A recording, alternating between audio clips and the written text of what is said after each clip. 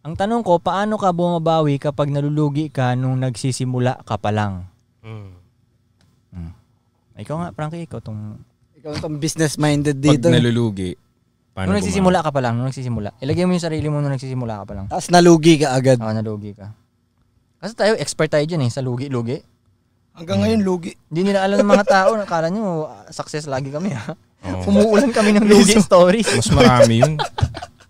Akala nyo. Mas maraming lugi. Doon kami expert. Oo. Malugi kami ngayon, kaya namin yan. Totoo. Pagdaanan na namin Ayun pala, magandang tip doon. Pag nalugi ka, practicein mo malugi para hindi ka masaktan. Oo, tsaka... Pero walang hindi nalulugi. Walang hindi nalulugi. Pero ano yung sagot niyo dun sa tanong? Ako dati, okay, nung nalulugi ako, ayan, sagot ni Bugay. hindi ko siya masyadong dinadamdam kasi bago pa lang ako pumasok doon, naririnig ko na parte yan. Kasama. Oo, parte yan. same. So, nung Ganun, nangyari na sa akin yun, ang feeling ko pa, oh shit, negosyante na talaga ako. Nalugi na ako. Nalulugi ako Diba? Kasi nga, Nagigets mo? hindi ka naman din nalugi, tol. Oh shit, ganun. Walang progreso yun. Yep. Pag nalugi ako, Sa simula, dalawang ayun yung tanong, options ko eh. Either do-double down ako or out ako totally. Kasi sa history ko, parang isang beses pa lang talaga ako nalugi.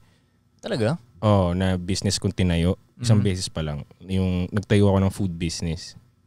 Sizzling. Hindi mo kasi linya. Dalawang araw pa lang, binabantayan ko ako yung nag-asikaso dun. Dalawang araw pa lang may sinatdown nagtanong ko rin na. kasi dito, ano ang hustling mo dati? Okay, sige, kwento mo yan. Yun. So, nung, ano to